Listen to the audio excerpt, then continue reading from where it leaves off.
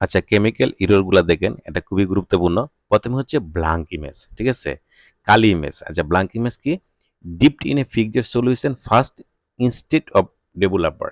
আচ্ছা, যদি ডেভেলপের পরিবর্তে যদি ফিক্সচারের মধ্যে ১ম এ ফিল্মটাকে ডুবানো হয়, তাহলে এরকম ব্ল্যাঙ্ক ইমেজ আসে, ঠিক আছে?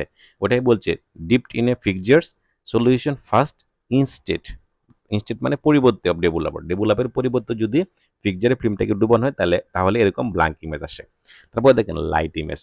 লাইট ইমেজ হচ্ছে under developed film which indicate not enough developing time. যখন পর্যাপ্ত পরিমাণে ডেভেলপিং টাইমটা না পায়, যতটুকু টাইম প্রয়োজন, ঠিক আছে? ততটুকু টাইম না পায়, তখন এরকম লাইট ইমেজ আসে, ঠিক আছে? তারপরে দেখেন ডার্ক ইমেজ। ডার্ক ইমেজ হচ্ছে over developed film which indicates excessive developing time. যখন ডেভেলপিং টাইমটা অতিরিক্ত হয়ে যায়, ঠিক আছে? যতটুকু প্রয়োজন তার থেকে অনেক বেশি হয়ে যায়, তখন এরকম ডার্ক ইমেজ আসে।